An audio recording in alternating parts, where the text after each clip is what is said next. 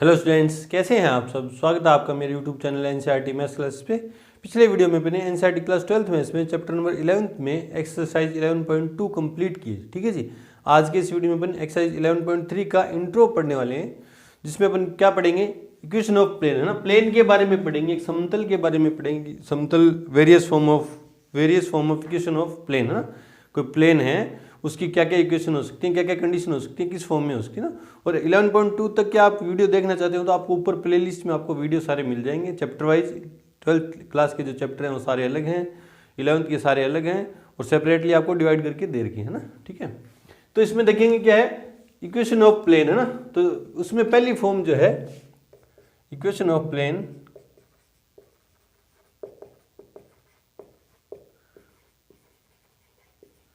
इन normal form, है ना। क्या बोलते हैं इसको, नॉर्मल फॉर्म पढ़ेंगे, मतलब अभिलंब रूप में, अभिलंब रूप में समतल का समीकरण, समतल का समीकरण। इसमें जो आपको दिया होगा वो दो चीजें दी होंगी ना, कुछ दी होंगी ना कंडीशन क्या दी होंगी। एक तो नॉर्मल, उस प्लेन पे जो नॉर्मल दिया होगा फ्रॉम ओरिजिन, है ना। दो चीजें गिवन होंगी, normal at plane,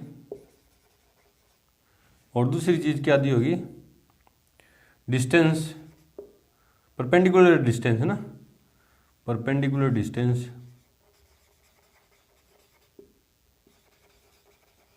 distance from origin. किसकी, प्लेन की, डिस्टेंस फ्रॉम ओरिजिन, है ना, फ्रॉम ओरिजिन। ये आपको दो चीजें गिवन होगी नॉर्मल फॉर्म में ना। क्या होगी, समतल की जो लंबवत दूरी है मूल बिंदु से वो दी हुई होगी, और एक नॉर्मल वेक्टर दिया होगा, विलंब सदिश दिया होगा ना, नॉर्मल दिया होगा। ठीक है, तो क्या है, नॉर्मल मतलब परपेंडिकुलर फ्रॉम ओरिजिन। ठीक है, तो देखो इसकी जो इक्वेशन है वो होगी क्या, देखो क्या होगी, are vector dot N cap equals to D. ये होगी किसकी, प्लेन की इक्वेशन, किसमें, नॉर्मल फॉर्म में। अभी आई कहां से उसके बारे में भी चर्चा करेंगे, आपको याद इसी फॉर्म में रखनी है ना। वेयर क्या है, आर वेक्टर तो क्या है, जनरल पॉइंट के पोजीशन वेक्टर है। एन कैप क्या है, एन कैप क्या है, normal unit vector, normal unit vector. ठीक है, और डी क्या है, distance from origin, distance from origin. ठीक है, ये फॉर्मूला, ये तो है वेक्टर फॉर्म में, है ना। और कार्टेशियन फॉर्म में क्या होगा, यहाँ आर वेक्टर की जगह क्या रखूंगा, x I cap plus Y J cap plus Z K cap और डॉट एल एक्स, है ना, क्योंकि नॉर्मल यूनिट वेक्टर है। यूनिट वेक्टर में जो स्केलर कंपोनेंट होते हैं उसके क्या डीसी होते हैं ना, तो क्या होंगे, l x plus M Y plus N Z equals to d. जहां आपको क्या है, एक्स वाई जेड तो क्या कोऑर्डिनेट है किसके, जनरल पॉइंट के। डी क्या है, डिस्टेंस फ्रॉम ओरिजिन है। ये किस फॉर्म में, वेक्टर फॉर्म में है, और ये किस फॉर्म में, कार्टेशियन फॉर्म में, कार्टेशियन फॉर्म। ठीक है, एल एम एन क्या है, where l comma m comma n are D C of normal unit vector, है ना, नॉर्मल यूनिट, अभिलंब के अभिलंब इकाई सदिश, है ना, नॉर्मल यूनिट वेक्टर। ये दोनों इक्वेशन आई कहां से, उसके बारे में भी चर्चा करेंगे ना, यूनिट वेक्टर। बस आपको याद इसी फॉर्म में रखने की, अभिलंब रूप में समतल का समीकरण क्या होता है, ये वेक्टर फॉर्म में तो क्या होता है, are vector dot N cap equals to D, और कार्टेशियन फॉर्म में क्या होता है, l x plus M Y plus N Z equals to D, है ना। जहां डी क्या है, इस समतल जो भी प्लेन है उसकी क्या है, ओरिजिन से डिस्टेंस दे रखी है, और एन क्या है, नॉर्मल वेक्टर है ना। एन कैप क्या है, नॉर्मल यूनिट वेक्टर है, और एल एम एन क्या है, नॉर्मल यूनिट वेक्टर क्या है, डीसी है। इस वाली फॉर्म को अपन यूं भी याद रख सकते हैं क्या, कि r vector dot N vector equals to D, है ना। और इसको ऐसे भी याद रख सकते हैं क्या, ax plus b y plus C z equals to D है ना। यहाँ नोट में आपको अच्छे से याद रखना, कंफ्यूज मत हो जाना, बच्चे जल्दबाजी में गलती कर देते हैं। क्या है कि यहाँ इस जब ये एन कैप है, जब ये एन कैप है तब तो ये जो डी है वो क्या है, डिस्टेंस फ्रॉम ओरिजिन है किसकी, प्लेन की। जब ये एन वेक्टर है where d is a real number, a real number या कांस्टेंट है, कोई भी कांस्टेंट, ठीक है। इसकी डिस्टेंस ये इसको जब ये एन वेक्टर है तो इसको डी को ये मत मान लेना कि प्लेन की जो है ओरिजिन से डिस्टेंस गिवन है, नहीं, ये डिस्टेंस नहीं है, यहाँ सिर्फ एक नंबर है। और ए बी सी क्या है, एन वेक्टर का तो पता है आपको, नॉर्मल वेक्टर, नॉर्मल वेक्टर। और ए बी सी क्या है, A comma B comma C are, D R ये क्या है, D R of normal vector, normal vector है ना। तो आपको याद रखना है ये क्या है, ये क्या है, कब, जब ये एन कैप है तब तो ये डी क्या है, डिस्टेंस फ्रॉम ओरिजिन है ना। और ये l x m m n, बोले सर हमें पता कैसे चलेगा, है ना, बोले हमें सर प्लेन की क्वेश्चन को देख के पता कैसे चलेगा कि एल एम एन है या ए बी सी है ना, या ये जो वेक्टर है नॉर्मल वेक्टर है या सिंपल वेक्टर है। तो आपको पता है अगर किसी भी वेक्टर के स्केलर कंपोनेंट ये इस रिलेशन को सेटिस्फाई कर जाए, l square plus M square plus N square equals to 1, इस रिलेशन को सेटिस्फाई कर जाएंगे, मतलब कोई भी वेक्टर यहाँ है उसके जो स्केलर कंपोनेंट है इस वाले रिलेशन को सेटिस्फाई कर जाएंगे, तो वेक्टर कैसा होगा, नॉर्मल यूनिट वेक्टर होगा। अगर इस रिलेशन को सेटिस्फाई नहीं करें तो कैसा होगा, सिंपल वेक्टर होगा। अगर इसको सेटिस्फाई करके तो ये क्या होगा, डी जो है डिस्टेंस फ्रॉम ओरिजिन होगा, नहीं किया तो ये क्या होगा, डी ये क्या होगा, सिर्फ कांस्टेंट है ना। अब ये आया कहाँ से उसकी चर्चा करते हैं, चारों इक्वेशन आई कहाँ से उसके बारे में डिटेल से पढ़ते हैं। देखो क्या है, मान लो एक 3D स्पेस है और जिसमें ये कौन सा एक्सिस है, y, ये z और ये क्या है, x एक्सिस है ना, और एक प्लेन है ये रहा, प्लेन मैं यूँ बनाऊंगा ना, जैसे क्या देखना आपको,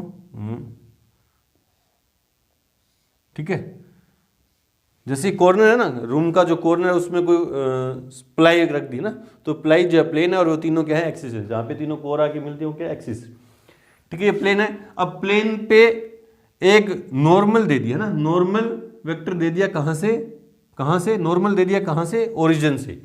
तो ओरिजिन से एक प्लेन पे और क्या दे दिया, ये देखो जैसे कॉर्नर पे प्लेन पड़ा है और ओरिजिन से इस पे क्या दे दिया, एक नॉर्मल दे दिया है ना, ये दे दिया, ये नॉर्मल है इस पे, ठीक है।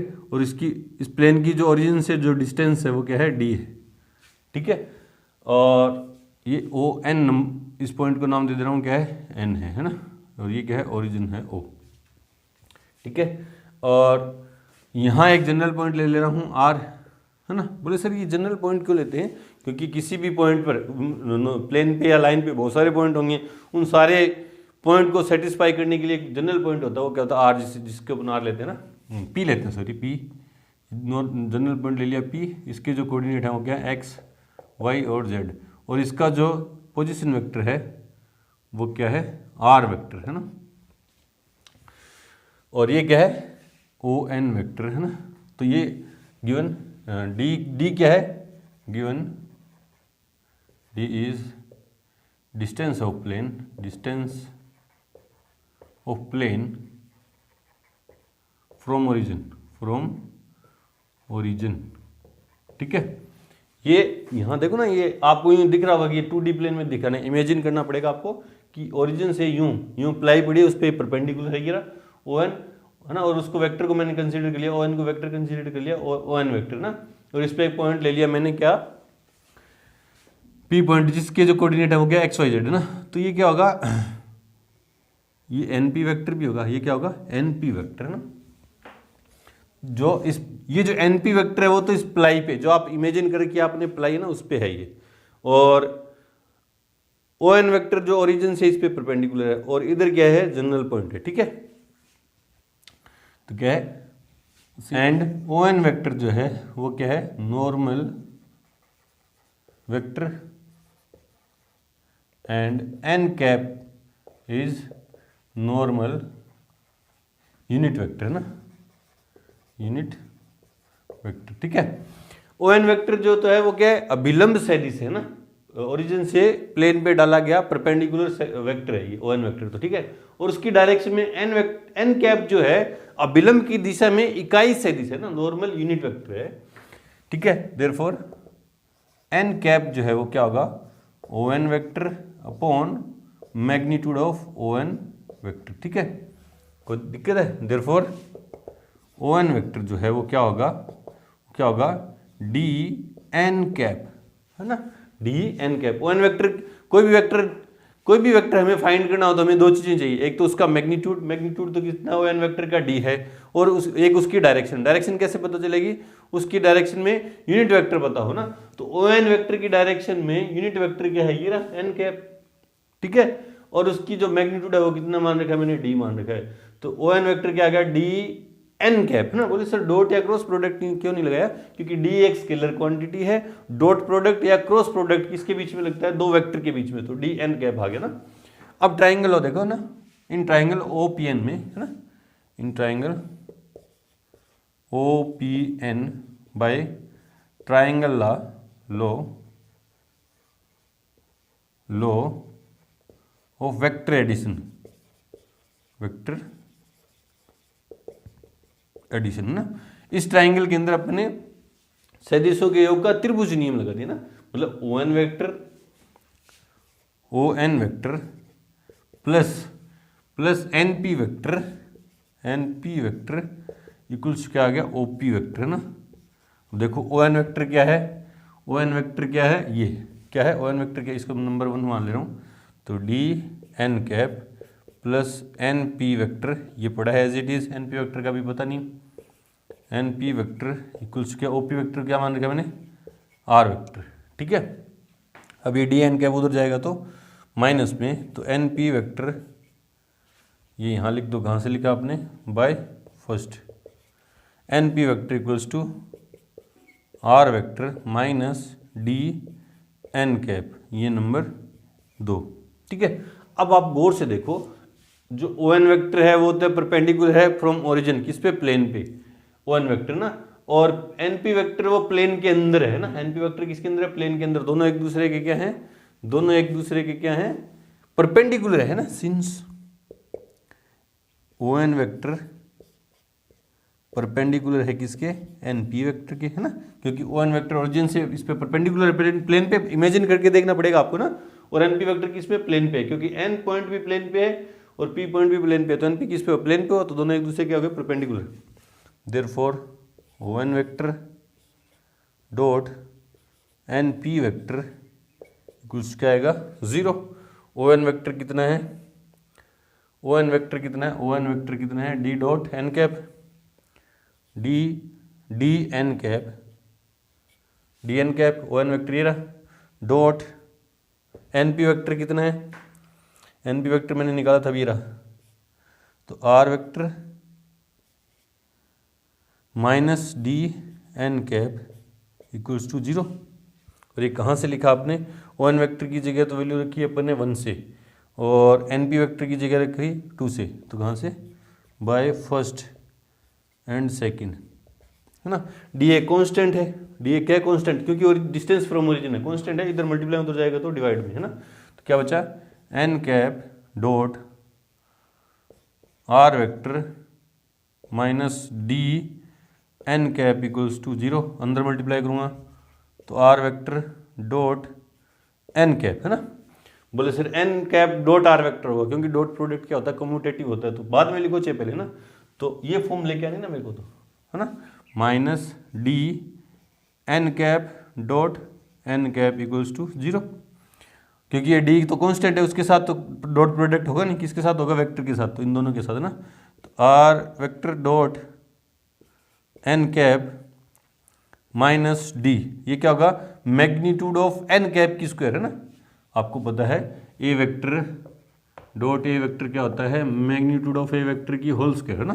तो मैग्नीट्यूड ऑफ एन वेक्टर जिसका वैल्यू कितनी आएगी, क्योंकि यूनिट वेक्टर है, एन कैप क्या है, यूनिट वेक्टर है, यूनिट वेक्टर तो उसका मैग्नीट्यूड कितना होगा 1, और उसका स्क्वायर करूंगा तो 1, है ना, और मल्टीप्लाई में 1 चाहे लिखो चाहे नहीं लिखो, equals to 0, r vector dot N cap equals to D. ये आ गई हमारी equation of plane in normal form, जहां आर वेक्टर तो क्या जनरल पॉइंट है ना, वेयर लिख दो, वेयर आर वेक्टर क्या है, position vector of general point, तो क्या होगा X I cap plus N J cap, sorry Y J cap plus Z K cap, ठीक है। और ये क्या है नॉर्मल यूनिट वेक्टर है ना, नॉर्मल यूनिट वेक्टर, तो एन कैप क्या होगा equals to l x plus M Y plus N z, और डी क्या है distance of plane from origin, जो आपने यहाँ पे लिख रखा है ना। ये है कौन सी फॉर्म है, वेक्टर फॉर्म है ना। अब ये सारी वैल्यू यहाँ पुट करेंगे तो इससे आ जाएगी इसकी कौन सी फॉर्म, कार्टेशियन फॉर्म है ना। तो करते हैं आगे, आप इतना ये वाला हिस्सा जो है इसका पार्ट ये नोट करें, उसके बाद करते हैं इसका कार्टेशियन फॉर्म। चलो जी, अब देखो वेक्टर फॉर्म से कार्टेशियन फॉर्म कैसे है, देखो यहाँ आर वेक्टर की जगह आर वेक्टर की वैल्यू कंपोनेंट फॉर्म में वैल्यू पुट करें, देयरफॉर कार्टेशियन फॉर्म है ना, कार्टेशियन फॉर्म क्या, आर वेक्टर की जगह x I cap plus Y J cap plus Z K cap dot N cap है ना, एन कैप क्या है l x plus sorry L x नहीं L I cap M J cap, L I cap M J cap और N K cap है ना। तो L I cap plus M J cap plus N K cap equals to D.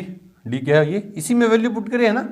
तो देखो component form में जब भी दो वेक्टर का डॉट प्रोडक्ट अपन करते हैं तो क्या होंगे, कोरस्पोंडिंग स्केलर कंपोनेंट क्या होंगे, मल्टीप्लाई होंगे। तो ये दोनों मल्टीप्लाई क्या हो जाएंगे, l x plus M Y plus N Z equals to D है ना।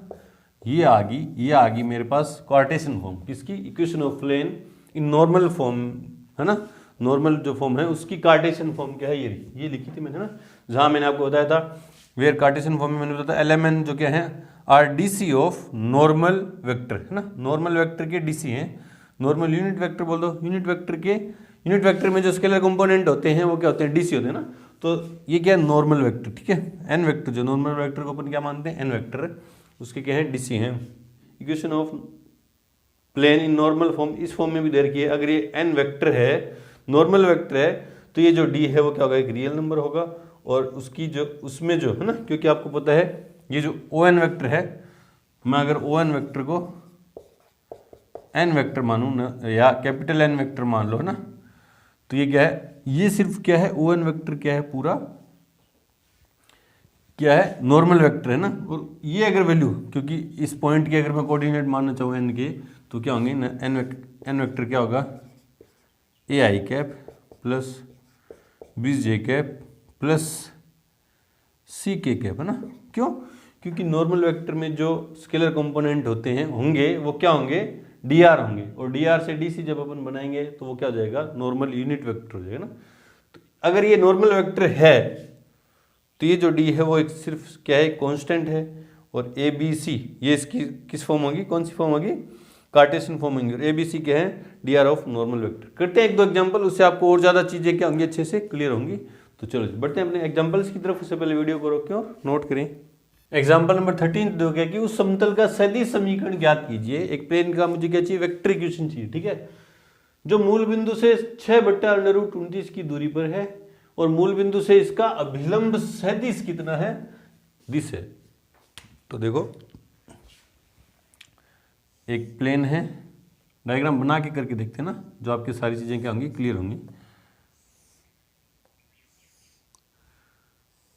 ठीक है। ये वाई एक्सिस, ये जेड एक्सिस, ये एक्स एक्सिस। और नॉर्मल जो है ओरिजिन से प्लेन पर डाला गया परपेंडिकुलर है ना। अभिलंब क्या होगा, ओरिजिन से, मैंने आपको बताया था ओरिजिन से प्लेन पर डाला गया परपेंडिकुलर क्या होगा, उसका अभिलंब है ना।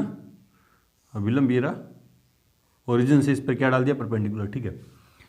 और मूल बिंदु से इसकी जो दूरी है वो कितनी है, ये वाली जो डिस्टेंस है, ओरिजिन से जो डिस्टेंस है इसकी डी इक्वल्स टू कितनी है, उसको डी मानते हैं, वो कितनी है, 6/√29। यही बीच में लिखूंगा तो होचपोच हो जाएगा, ठीक है। और ये जो नॉर्मल वेक्टर है इसको मैं ओ एन पॉइंट नाम दे दूं है ना, एन पॉइंट नाम दे दूं। तो ये ओ एन वेक्टर जो है नॉर्मल वेक्टर को अपन क्या लिखते हैं, एन वेक्टर, वो कितना दे रखा है 2i cap plus -3j cap 3j cap है ना प्लस 4k कैप। तो बोलोगे सर आप हमें कैसे पता चलेगा कि नॉर्मल वेक्टर है ये या नॉर्मल यूनिट वेक्टर। वैसे तो देखो क्वेश्चन ने आपको दिया है कि इसका अभिलंब सदिश मतलब नॉर्मल वेक्टर दिया है। फिर भी अब अगर आप लैंग्वेज में कंफ्यूज हो रहे हो तो आप चेक कैसे करो कि ये नॉर्मल वेक्टर है या नॉर्मल यूनिट वेक्टर है। अगर ये नॉर्मल यूनिट वेक्टर है, अभिलंब इकाई सदिश है, तो इसके जो स्केलर कंपोनेंट है वो क्या होंगे, डीसी होंगे। वो क्या होंगे, यूनिट वेक्टर के जो स्केलर कंपोनेंट क्या होते हैं, डीसी होंगे। और डीसी में एक रिलेशन होता है क्या कि L square plus M square plus N square equal to कितना होता है 1, है ना। अगर इस वाले रिलेशन को इसके स्केलर कंपोनेंट सेटिस्फाई कर जाएं तो ये नॉर्मल यूनिट वेक्टर है। इसको सेटिस्फाई नहीं करें तो ये नॉर्मल वेक्टर। चेक करके देख लो, 2 की स्क्वायर 4 प्लस 3 की स्क्वायर 9 प्लस 4 की स्क्वायर 16 20 9 29 है ना, √29 जो बराबर नहीं है 1 के, सॉरी बराबर नहीं है 1 के, है ना। तो मतलब अब इस वेक्टर की जो स्केलर कंपोनेंट है डीसी नहीं है, वो क्या है डीआर है। और अगर डीआर है तो वो क्या होगा, नॉर्मल वेक्टर होगा, नॉर्मल यूनिट वेक्टर नहीं होगा ना। और हमें पता है कि नॉर्मल फॉर्म में प्लेन की इक्वेशन क्या होती है, are vector dot N cap equals to D और R vector dot N vector equals to क्या होता है डी। दोनों में डी होता है। अगर आप डिफरेंस करना चाहो याद रखने के लिए तो इसको कैपिटल डी दे दो नाम और कुछ नाम दे दो ना। यहाँ तो ये जब नॉर्मल यूनिट वेक्टर है तब तो ये क्या होगा, डिस्टेंस फ्रॉम ओरिजिन। आपने अच्छे से लिखा हो, अभी जस्ट 2 मिनट पहले आपने लिखा था। अगर ये एन वेक्टर है तो ये जो डी है वो क्या होगा, एक डिस्टेंस फ्रॉम ओरिजिन नहीं है, वो कुछ भी हो सकता है ना। तो अभी अपनी तरफ से कुछ नहीं लिखते ना, तो पहले जो चीजें गिवन है वो लिखते हैं आंसर में। गिवन डिस्टेंस फ्रॉम ओरिजिन है ना, उस समतल का सदिश समीकरण ज्ञात कीजिए जो मूल बिंदु से इतनी दूरी पर है ना। डिस्टेंस फ्रॉम ओरिजिन, मैं इसको सिंपल डी लिख के भी गिवन डी इक्वल्स टू 6/√29 लिख सकता था। तो फिर आप बोलते सर आपने यहाँ भी डी लिखा था, यहाँ भी डी लिखा था ना, बोले सर ये डी भी लिखते ना, यहाँ भी डी लिखा, तो ये जो डी है आपने ये लिखा या ये डी लिखा ना। तो उसके लिए मैंने क्लियर लिख दिया कि गिवन डिस्टेंस फ्रॉम, उसने डिस्टेंस फ्रॉम ओरिजिन दिए प्लेन की, तो डी कौन सा है, ये वाला डी है। और normal vector and normal vector जो है, normal vector N vector equals कितना है 2i cap -3k cap plus j cap -3j cap, अरे यहाँ j कैप है ना, j कैप है प्लस 4k कैप, ठीक है। ये दिया है नॉर्मल वेक्टर। अगर ये वाला फॉर्मूला लगाता हूँ तो यहाँ जो डी आएगा वो कुछ भी हो सकता है, डिस्टेंस फ्रॉम ओरिजिन नहीं है, तो बोले सर अपनी मर्जी से यहाँ कुछ क्या लिखेंगे, ये तो कुछ लिख नहीं सकते। ये एन वेक्टर है ना, एन वेक्टर है मेरे पास, उसको एन कैप बना सकता हूँ मैंने। वेक्टर अलजेब्रा पढ़ी है, किसी भी वेक्टर का यूनिट वेक्टर कैसे निकालेंगे, उसको उसके मैग्नीट्यूड से डिवाइड कर देंगे। सिंस एन कैप इक्वल्स क्या होगा, N vector upon magnitude of N vector, क्या जाएगा N cap equals to N vector कितना है 2i cap -3j cap plus 4k cap upon √ 2 की स्क्वायर 4 प्लस 3 की स्क्वायर 9 प्लस 4 की स्क्वायर 16। तो एन कैप क्या आ गया 16 9 29 ना, 2/√29 i cap minus j cap plus 4/√29 K cap. अब ये नॉर्मल यूनिट वेक्टर आ गया।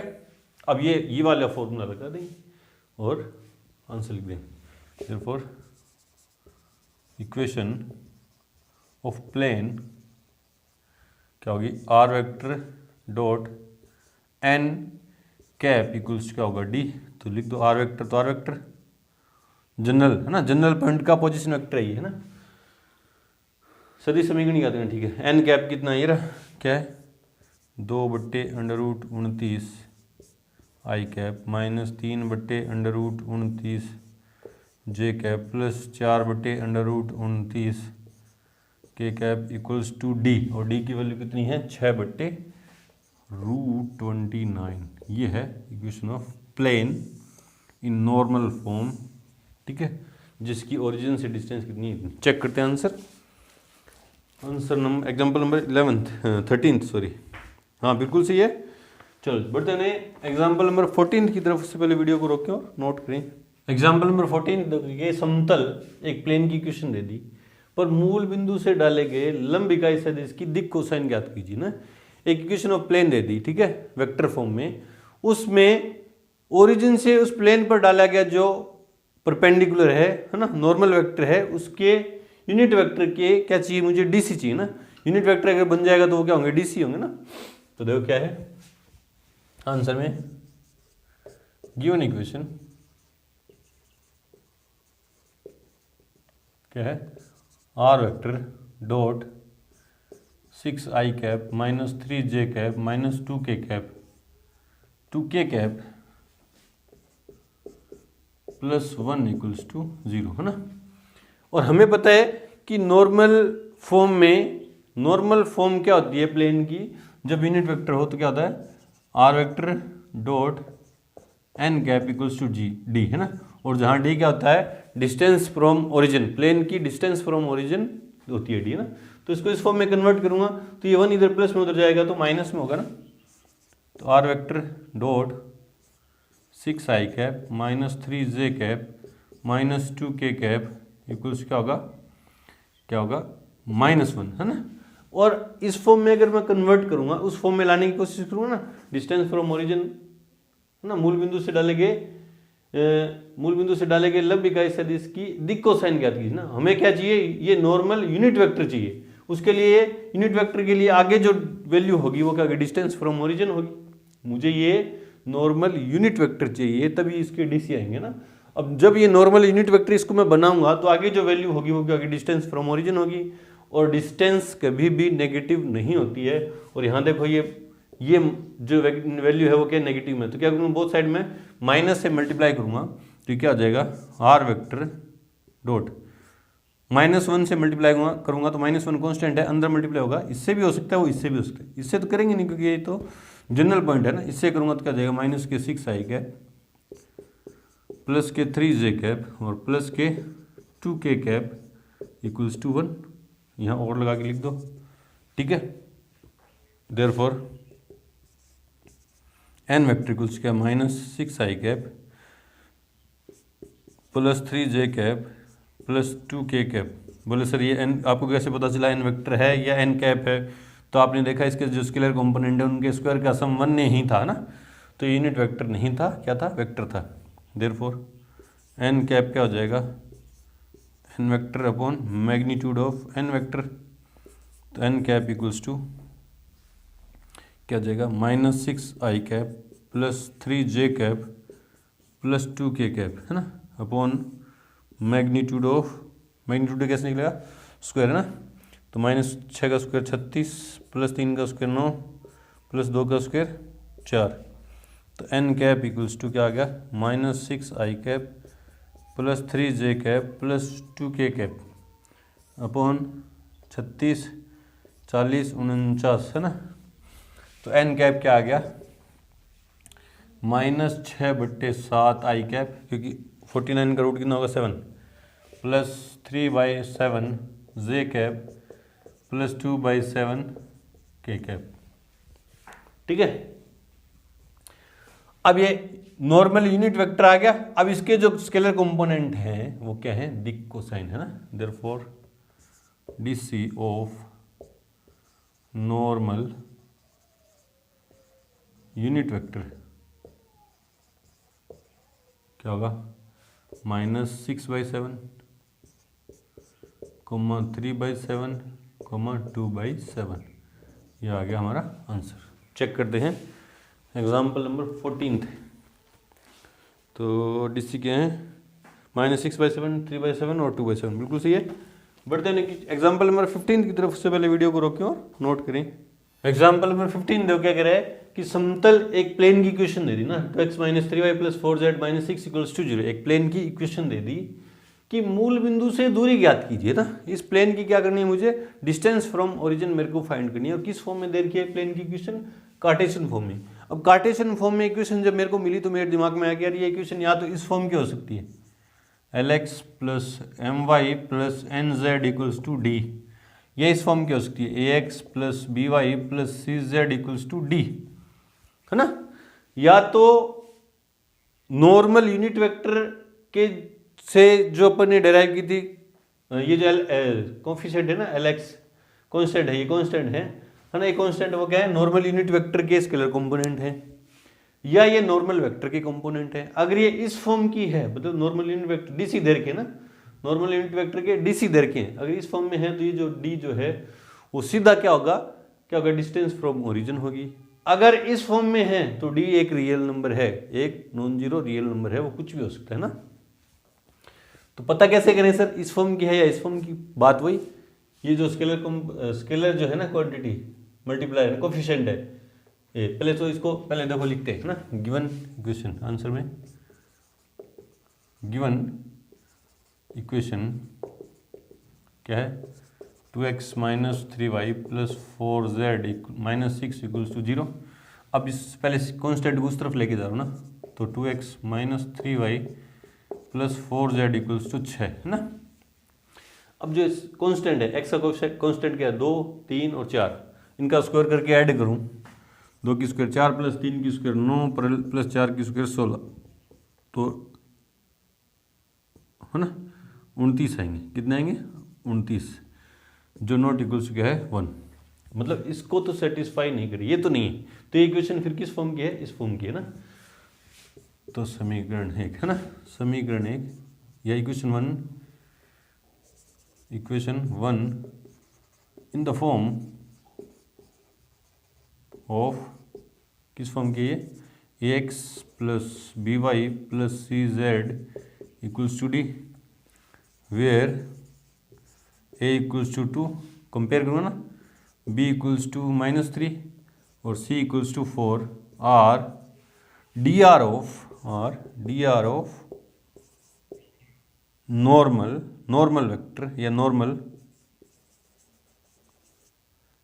एट प्लेन फ्रॉम ओरिजिन, ठीक है। ये क्या है, dr है, ये क्या है, उस प्लेन पे ओरिजिन से जो नॉर्मल डाला गया है, लंब डाला गया, उसके क्या है, dr है ना। अब dr है तो उससे क्या चाहिए, उससे क्या निकालेंगे अपन, dc, देयरफॉर l इक्वल्स क्या जाएगा, a upon under root A square plus B square plus C square, तो क्या होगा 2 अपॉन इतना आ जाएगा अंडर रूट 29, या एक बार लिख दो ना, एक स्क्वायर मतलब 4 प्लस 9 प्लस 16, तो 2 बट्टा under root 29 m upon m equals क्या होगा, b अपॉन अंडर रूट, ये फॉर्मूला था dc से dr से dc निकालेंगे ना, A square plus B square plus C square, relation between dc and dr, तो -3 अपॉन अंडर रूट 29 और n इक्वल्स क्या होगा, c upon under root A square plus B square plus C square, है ना, मतलब 4 बट्टा अंडर रूट 29, ठीक है, यह है ना। देयरफॉर अब इस फॉर्म में बनाने के लिए ना, इस फॉर्म में बनाने के लिए डीसी को डीआर में कन्वर्ट करने के लिए क्या चाहिए, एलएमएन, है ना। किससे डिवाइड करना पड़ेगा, इक्वेशन फर्स्ट को किससे डिवाइड करना पड़ेगा, अंडर रूट 29 से ना, अंडर रूट 29 से। Equation first divide by root 29। बोले सर आपको कहाँ से पता चला, क्योंकि डीआर थे और डीआर को डीसी में कन्वर्ट करने के लिए सबको अंडर रूट 29 से मल्टीप्लाई कर दूंगा, डिवाइड कर दूंगा ना, तो क्या हो जाएगा 2 upon under root 29 -3 upon under root X भी है ना, एक्स भी है, 3 upon under root 29y plus 4 upon under root 29z equals to 6 बट्टा अंडर रूट 29, है ना। इसको पूरी इक्वेशन को मैंने किससे डिवाइड कर दिया, अंडर रूट 29 से। तो ये जो है, ये देखो क्या, ये L है, ये M है, ये क्या है N है, ये L M N है ना, L देख लो, L ये रहा, ये M है रहा और ये N है ना।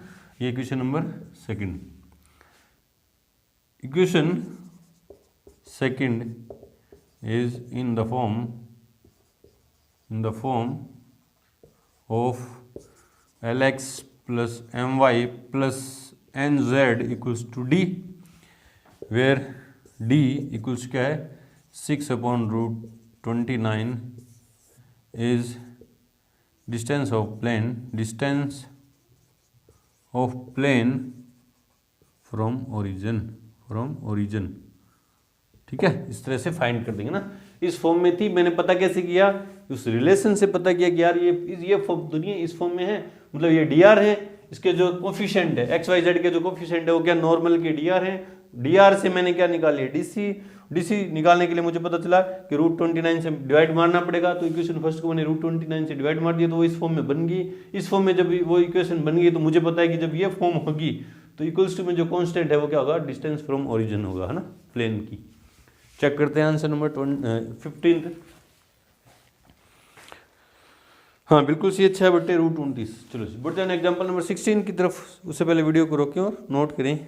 एग्जाम्पल नंबर 16 देखो क्या कह रहा है कि मूल बिंदु से ओरिजिन से समतल ये प्लेन है पर डाले गए लंब के पाद मतलब फुट ऑफ परपेंडिकुलर, है ना, ओरिजिन से किसी प्लेन पे परपेंडिकुलर डाला, उसके जो फुट है उसके कोऑर्डिनेट अपन को क्या करने हैं, फाइंड करने हैं, निर्देशांक ज्ञात करने हैं, है ना। देखो क्या है, ये मान लो 3D स्पेस है ना, ये y एक्सिस, ये z एक्सिस और ये x एक्सिस, और यहाँ कोई प्लेन है ना, ठीक है, और इससे इस प्लेन पे क्या डाल दिया है, एक परपेंडिकुलर, ठीक है, परपेंडिकुलर है इस पे, है ना, इस पे परपेंडिकुलर है प्लेन पे, उसका जो फुट है इस ओरिजिन से इस प्लेन पे क्या डाल दिया, एक परपेंडिकुलर, उसका जो फुट है ना, मतलब यूं प्लेन है और ओरिजिन से इस पे ये परपेंडिकुलर डाल दिया ओरिजिन से, ना, तो ये जो फुट है इसके जो मेरे को कोऑर्डिनेट चाहिए ना, ये मैं मान ले रहा हूँ P है पॉइंट, उसके कोऑर्डिनेट है x1 y1 और z1, है ना। तो गिवन आंसर में गिवन इक्वेशन, ठीक है, वो क्या है 2x - 3y + 4z - 6 = 0। तो पहले तो इसको उस तरफ लेके जाऊँ ना, तो 2x - 3y + 4z = 6, है ना। इस क्वेश्चन को मैं दो तरीके से बताऊंगा, फिर लास्ट में जाके बताऊंगा कि मैंने दोनों तरीकों से क्यों बताया आपको, ना, अच्छी चीज निकल के आ गई आपके सामने। तो सबसे पहला क्वेश्चन मेरे पास ये राइज हुआ कि जो प्लेन की इक्वेशन है वो इस फॉर्म की है, जो पहले पिछले क्वेश्चन में किया था, Lx + My + Nz = D, या इस फॉर्म की है Ax + By + CZ = D, है ना। अगर ये इस फॉर्म की है तो ये तो डिस्टेंस फ्रॉम ओरिजिन है, अगर ये इस फॉर्म की है तो ये जो D है वो क्या है, सिंपल एक कांस्टेंट है। तो आपने देखा इनके जो कोफिशिएंट है 2 की स्क्वायर 4 + 9 + 16 29 1 नहीं आया। चेक करने का तरीका बता दिया, अगर ये LMN है तो इनके स्क्वायर करके ऐड करूंगा तो 1 आएगा, अगर स्क्वायर करके ऐड करने पे 1 नहीं आ रहा तो वो क्या है, ABC है। तो इक्वेशन फर्स्ट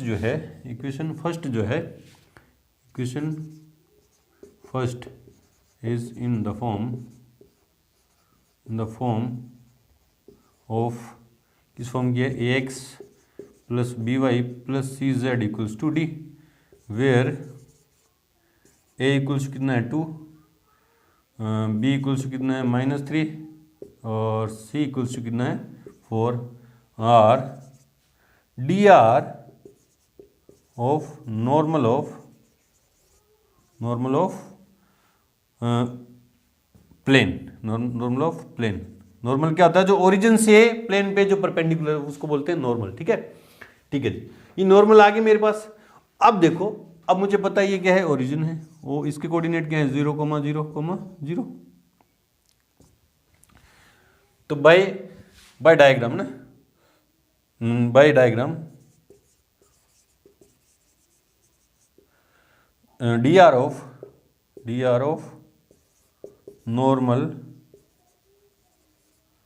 OP ना, OP, ठीक है। तो क्या होंगे, एक लाइन पे 2 पॉइंट पता है मुझे, एक तो 0, 0, 0 और एक x1 y1 z1, तो उसके dr कैसे निकलेंगे, A इक्वल्स क्या होगा x1 - 0 और B इक्वल्स क्या होगा y1 - 0 और C इक्वल्स क्या होगा z1 - 0, है ना, समझ में आया ना। ये तो डी आर निकाले मैंने प्लेन की इक्वेशन से, मुझे पता चला कि प्लेन की इक्वेशन जो इस फॉर्म की है उससे मैंने डी आर आ गया मेरे पास। और मेरे पास इस जो नॉर्मल है प्लेन की इक्वेशन से नॉर्मल के डी आर आ गए ना, नॉर्मल के डी आर ना। और ये जो मेरे पास डायग्राम था उससे मैंने नॉर्मल के डायग्राम, एक तो प्लेन की इक्वेशन से और एक मेरे पास 2 पॉइंट है नॉर्मल पे ना, एक पॉइंट दे रहा जो नॉर्मल ऑफ फुट है पी है ना, फुट ऑफ नॉर्मल है, नॉर्मल ऑफ फुट नहीं, फुट ऑफ नॉर्मल है पी, उसके कोऑर्डिनेट और ये ओरिजिन, तो उससे मेरे पास जो डी आर है वही है। अब चूंकि एक लाइन के डी आर क्या होंगे, प्रोपोर्शनल होंगे है ना, प्रोपोर्शनल होंगे।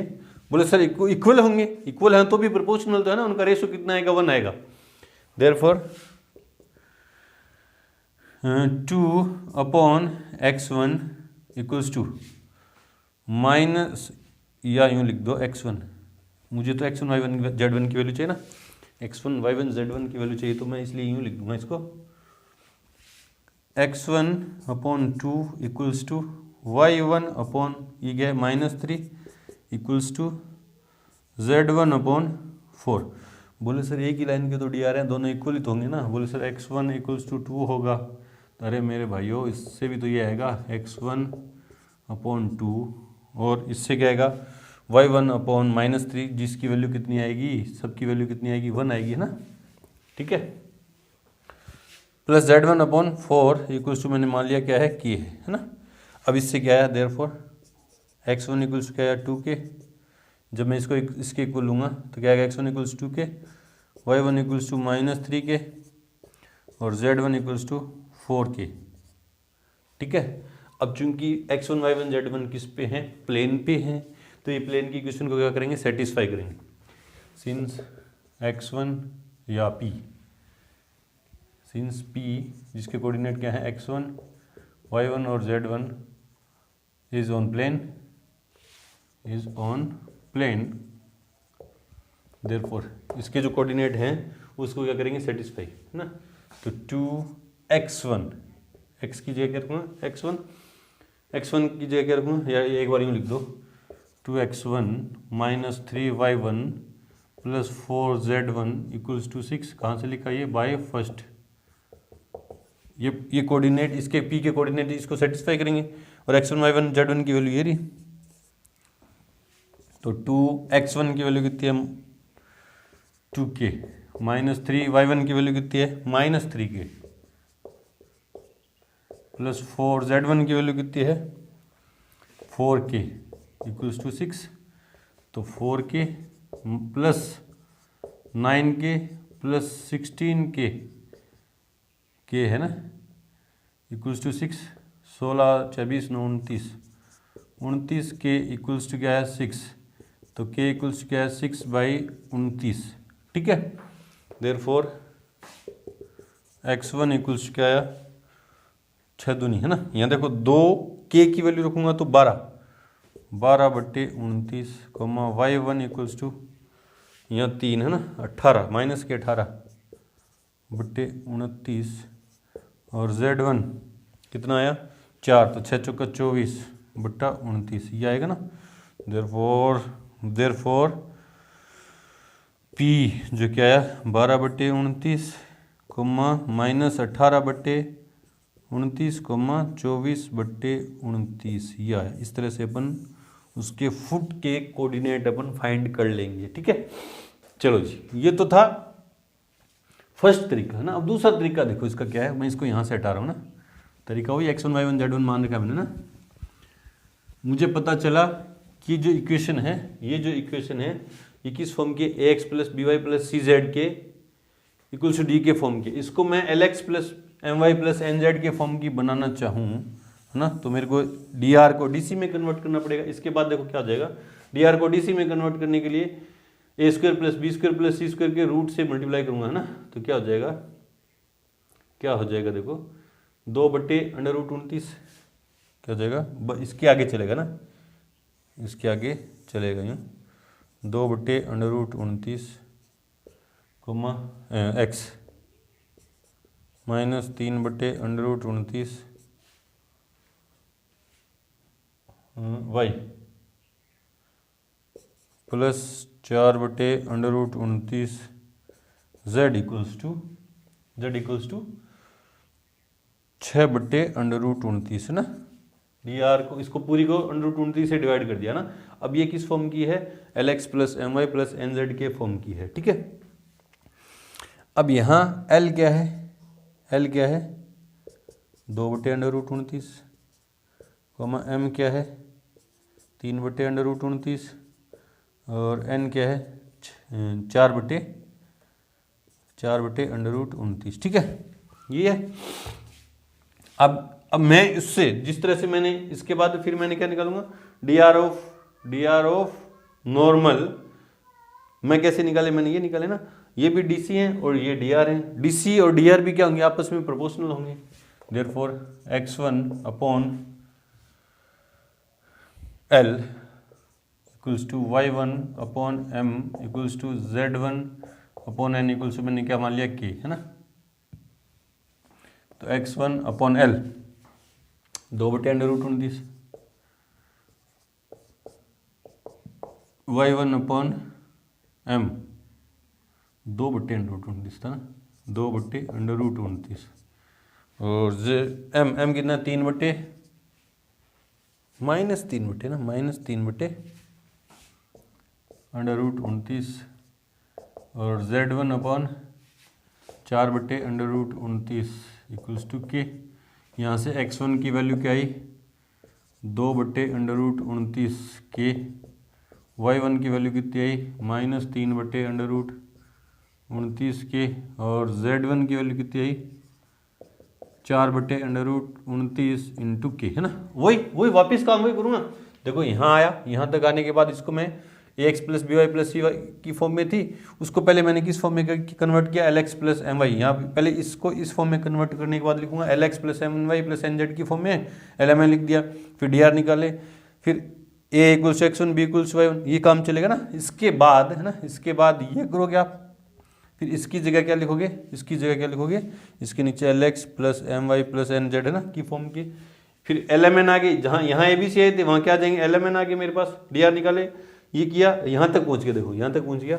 अब p वापस से किस पे, प्लेन पे है, तो इसके जो कोऑर्डिनेट हैं, p के जो कोऑर्डिनेट हैं उस प्लेन को सेटिस्फाई करेंगे। तो देखो क्या हो जाएगा 2x1 की जगह वैल्यू कितनी रखूँगा ये इंटू 2/√29 के -3 y की जगह कितना रखूँगा, -3/√29 के +4 और z की जगह कितना रखूँगा 4/√29 के इक्वल्स टू में क्या आ जाएगा, 6 या ये रही ना, ये रही, इसमें रखेंगे ना, इसमें चलो इसमें लिख दो 6 ना, 6। तो क्या है देखो 4/√29 के -+9/√29 के +16/√29 के इक्वल्स टू 6, ठीक है। तो ये क्या आ गया, एलसीएम आया √29 है ना, √29 है ना, तो 16 4 20 29 के इक्वल्स टू 6। तो क्या आया √29 के इक्वल्स टू कितना आया 6, तो के इक्वल्स टू कितना आया 6/√29 है ना। 6/√29 रखूंगा यहाँ के की जगह 6/√29 रखूंगा। तो क्या आ जाएगा देखो क्या आ जाएगा, यहाँ वैल्यू बोले सर इतनी बड़ी कैलकुलेशन करने की जरूरत कहाँ है, ये आसानी से आ गया। अभी बता रहा हूँ क्यों की मैंने इतनी बड़ी कैलकुलेशन, आपको समझाने के लिए ना।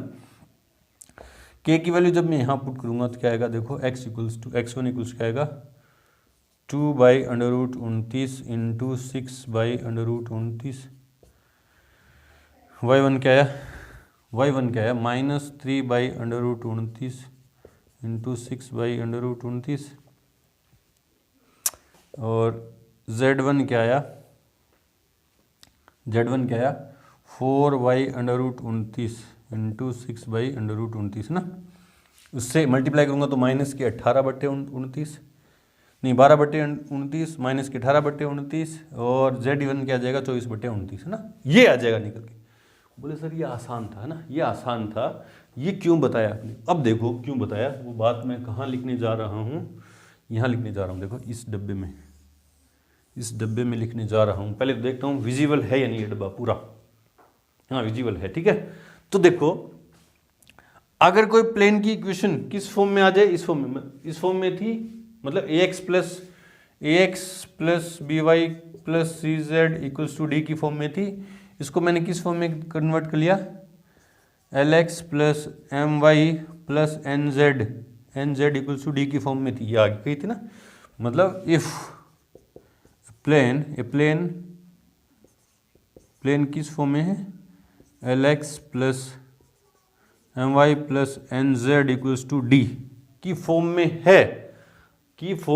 है, तो उस प्लेन पे नॉर्मल फ्रॉम ओरिजिन का फुट है, उस प्लेन पे नॉर्मल फ्रॉम ओरिजिन का फुट है, उसके जो कोऑर्डिनेट हैं है ना, कोऑर्डिनेट ऑफ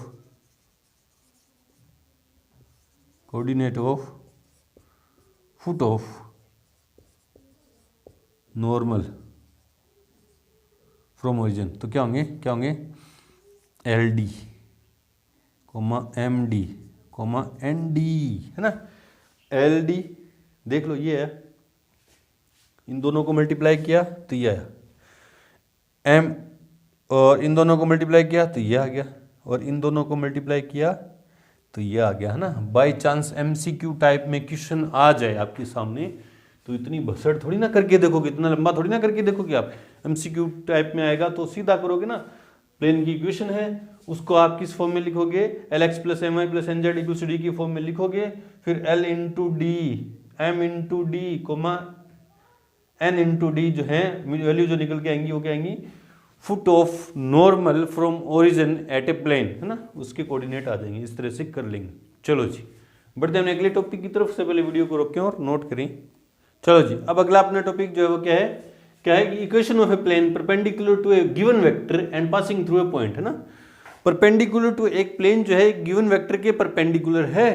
परपेंडिकुलर होने का मतलब उस प्लेन वेक्टर जो है उस प्लेन पे क्या होगा, परपेंडिकुलर, टेढ़ा मेढ़ा नहीं, जैसा परपेंडिकुलर होगा ना, और ये प्लेन किसी पॉइंट से पास हो रहा है ना। तो बोले सर पीछे भी तो एक परपेंडिकुलर था, वो परपेंडिकुलर फ्रॉम ओरिजिन था है ना। नॉर्मल जो था परपेंडिकुलर फ्रॉम क्या था, ओरिजिन था। ये वेक्टर कहीं भी हो सकता है परपेंडिकुलर है ना। देखो पीछे क्या था, जो पीछे अपन ने भी किया था है ना, ये जो प्लेन अपन ने ड्रॉ किया था उस पे ओरिजिन से परपेंडिकुलर था। अब जो है वो देखो क्या होगा, सॉरी ये यूं था ना एक्सिस, और ये परपेंडिकुलर ओरिजिन से था, ठीक है। ये एक्स एक्सिस, ये वाई एक्सिस और ये जेड एक्सिस है ना, और एक प्लेन है,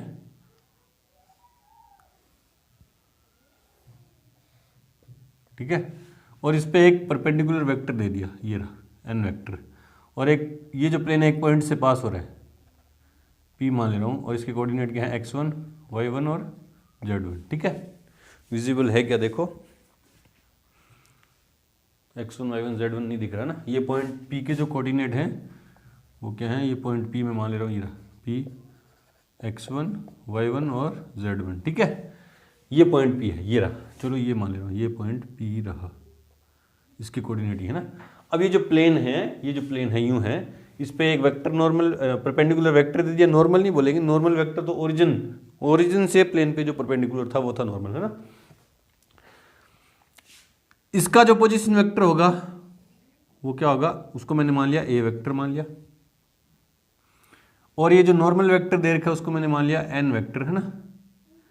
और इस पॉइंट पे मैंने इस प्लेन पे एक मैंने जनरल पॉइंट ले लिया, ये ए मान ले रहा हूँ ना, ये ए है और ये क्या है पी, जिसके कोऑर्डिनेट हैं एक्स वाई और जेड। जनरल पॉइंट के जो पोजीशन वेक्टर होता है वो क्या होता है, आर वेक्टर है ना।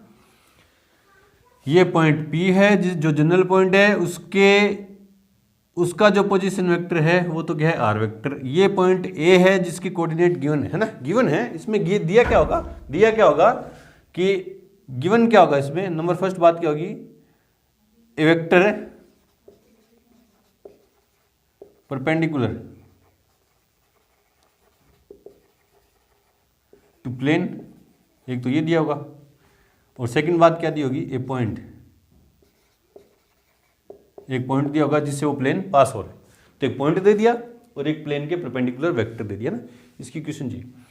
तो मैं अगर अब इसमें देखो ट्राइंगल लॉ लगाऊं ना, इसमें ट्राइंगल लॉ लगाऊं तो लिख दे रहे हैं पहले, या सीधा लगा दो, in triangle O A P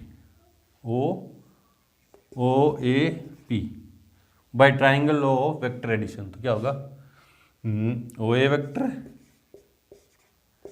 plus A P vector equals क्या होगा, R vector, sorry O P vector. देखो ना, O A vector plus A P vector equals क्या होगा, आर वेक्टर, है ना। तो ओ ए वेक्टर क्या है, ओ ए वेक्टर को मैंने क्या मान रखा है, ए vector, plus A P vector को क्या मान रखा है मैंने, ए पी वेक्टर तो है नहीं कुछ, ए पी वेक्टर है, ओ पी वेक्टर को क्या मान रखा है, आर वेक्टर, है ना। तो ए पी, ये ए उधर जाएगा तो माइनस में, ए पी वेक्टर इक्वल्स क्या हो जाएगा, R vector minus A vector first, since A P vector जो है परपेंडिकुलर है किसके, एन वेक्टर की, एन कैप नहीं, एन वेक्टर की। देखो ना, ये जो वेक्टर है, ये ए पी वेक्टर तो किस में है, इस प्लेन के अंदर है, और एन वेक्टर इसके परपेंडिकुलर है प्लेन के। तो ये जो एन वेक्टर है इस ए पी वेक्टर के भी क्या होगा, परपेंडिकुलर होगा ना। Therefore A P vector dot N vector equals क्या होगा, जीरो, दोनों का डॉट प्रोडक्ट क्या होगा, जीरो होगा ना। तो ए पी वेक्टर की वैल्यू क्या है, are vector minus A vector dot N vector equals क्या होगा, जीरो। यही तो है वेक्टर फॉर्म किसकी, equation of a plane which is passing through a point, given point है ना, और उस प्लेन के परपेंडिकुलर एक वेक्टर दिया होगा, है ना, उसकी ये इक्वेशन है, किस फॉर्म में, वेक्टर फॉर्म में। वेयर, बता दो, वेयर ए वेक्टर तो क्या है, ये वेक्टर तो क्या है, x1 i cap plus y1 j cap plus z1 k cap, A point A का पोजीशन वेक्टर। एन वेक्टर क्या है, एन वेक्टर क्या होगा, A I cap plus B J cap plus C K cap, और ये क्या है, perpendicular to, या परपेंडिकुलर टू प्लेन। ये भी गिवन होगा, ये भी गिवन होगा, ठीक है, पॉइंट गिवन होगा। और आर वेक्टर तो जनरल पॉइंट का पोजीशन वेक्टर। ये तो वेक्टर फॉर्म है, इससे अपन क्या निकालेंगे, आर वेक्टर और लिख दो, x I cap plus Y J cap plus Z K cap, है ना। देयरफॉर फॉर कार्टेशियन फॉर्म, है ना, फॉर कार्टेशियन फॉर्म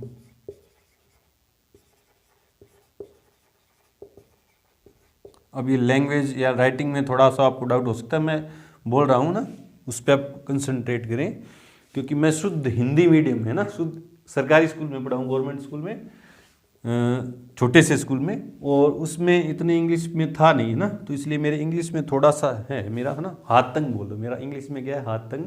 तो अब मैं बोल रहा हूँ उस पर कंसंट्रेट करें।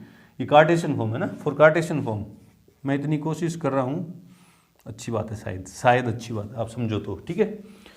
तो देखो for Cartesian form R vector क्या है, आर वेक्टर क्या, ये रहा X I cap plus Y J cap plus Z K cap minus A vector क्या है, ये रहा X one I cap plus Y one J cap plus Z one K cap dot N vector क्या है, ये रहा, ये क्या है, ए बी सी क्या है, जो प्लेन के परपेंडिकुलर वेक्टर है उसके डी आर है ना, A I cap plus B J cap plus C K cap equals to zero.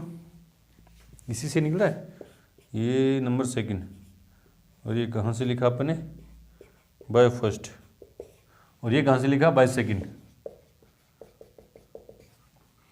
तो देखो दो वेक्टर स्केलर कंपोनेंट फॉर्म में गिवन है, उनका सब्ट्रैक्शन कैसे करेंगे, कोरस्पॉन्डिंग स्केलर कंपोनेंट है ना, क्या हो जाएगा, X minus X one I cap plus Y minus Y one J cap plus Z minus Z one K cap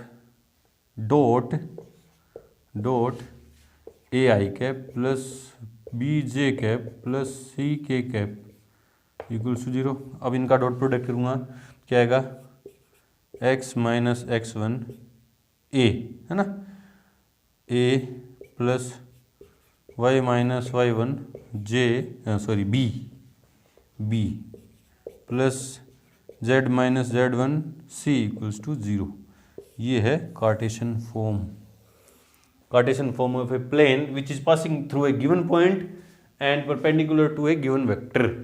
चलो जी करते हैं इस पे बेस्ट एग्जांपल। उससे पहले वीडियो को रोकें और नोट करें। आपको याद इसी फॉर्म में लिखना है ना, ये आए कहाँ से फॉर्मूले, ये आए कहाँ से, वो ऊपर जो आपका बैकग्राउंड है, फॉर्मूले के पीछे का जो बैकग्राउंड है वो ऊपर है, याद इसी फॉर्म में रखना है ना। नॉर्मल फॉर्म में आपको प्लेन की इक्वेशन किस फॉर्म कैसे याद रखनी है, are vector dot N cap equals to D. ये जरूर याद रखना कि यहाँ ये डी क्या है, नॉर्मल डिस्टेंस फ्रॉम ओरिजिन, है ना। और अगर इस फॉर्म में है are vector dot N vector है तो ये डी जो है ये क्या सिंपल एक कांस्टेंट है ना। इसी फॉर्म में याद इसी तरह से रखने, ये आए कहाँ से वो डेरिवेशन है। चलो जी अब बढ़ते हैं एग्जांपल्स की तरफ। उससे पहले वीडियो को रोकें और नोट करें। एग्जांपल नंबर 17 देखो क्या कि उस समतल का सदिश और कार्तीय समीकरण ज्ञात कीजिए जो बिंदु इस पॉइंट से तो जाता है, एक प्लेन है जो इस पॉइंट से तो पास हो रहा है और 2,3,-1 दिक् अनुपात वाली रेखा पर लंब है। मतलब एक प्लेन है जो क्या कह रहा है, ये प्लेन है वो इस पॉइंट से तो पास हो रहा है। मान लो एक पॉइंट क्या है ए, जिसके कोऑर्डिनेट क्या है 5,2,-4 और इसके परपेंडिकुलर एक लाइन है, उसके जो डी आर हैं वो क्या है 2,3,-1 है ना। इस प्लेन की इक्वेशन चाहिए मेरे को। तो जो पहले जो चीज़ें दे रखी हैं वो लिखते हैं। दिया है क्या, दिया है ए क्या है 0.52 और -4, ठीक है।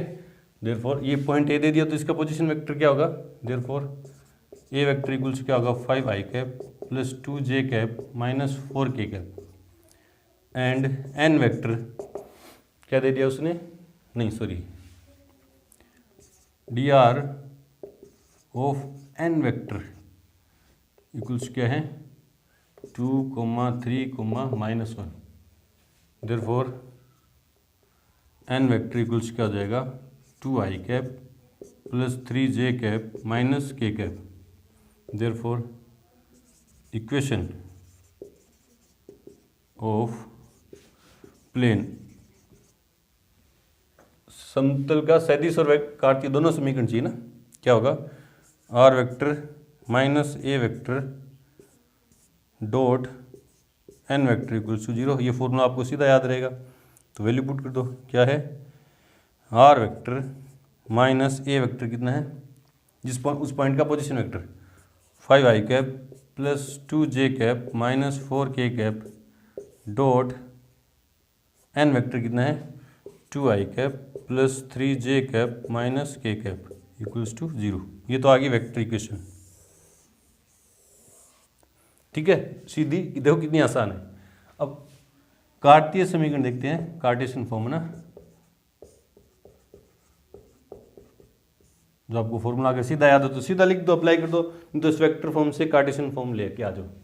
सीधा फॉर्मूला क्या है x minus x1 into A plus y minus y1 into B plus z minus z1 into C equals to 0। तो ये जो पॉइंट है देयरफॉर P, इसके जो कोऑर्डिनेट हैं 5, 2, -4 ये तो हैं x1, y1 और z1, और जो इसके परपेंडिकुलर लाइन के जो डी आर हैं, परपेंडिकुलर लाइन मान लो, लाइन को एक वेक्टर कंसीडर कर सकते हैं ना। तो लाइन क्या होती है बाई डायरेक्शन होता है और वेक्टर में एक सिंगल डायरेक्शन में होती है। तो लाइन को अपन क्या मान सकते हैं, एक वेक्टर मान सकते हैं ना। तो उसके ए बी सी जो है, ए बी सी जो है वो क्या है 2, 3 और -1। तो वैल्यू पुट कर दो, देखो x minus 5 into 2 plus Y minus 2 into 3 plus z minus 4 रखूँगा तो +4 इंटू -1 इक्वल्स टू 0। अंदर मल्टीप्लाई कर दो तो 2x minus 10 plus 3x minus 6 minus z minus 4 equals to 0। तो देखो क्या हो गया, ये 2x plus 3y minus z minus 10 minus 16 minus 20 equals to 0। ये आ गई कार्टेशियन फॉर्म। चेक करते हैं answer. R vector minus 5i plus 2j minus 4k cap dot 2i plus 3j minus k equals to 0 और 2x plus 3y minus z equals to 20 है ना, तो इसको उसने इस फॉर्म में दे दिया 2x minus 3y minus z equals to 20, ये फॉर्म दे दिया 20 को उस तरफ लेके, है ना। तो वीडियो की ड्यूरेशन को देखते हुए काफ़ी लंबा हो गया ना, तो इस इंट्रो की जो बाकी के जो टॉपिक है रिमेनिंग वो करेंगे इस इंट्रो के सेकंड पार्ट में। तब तक के लिए गुड लक, थैंक यू।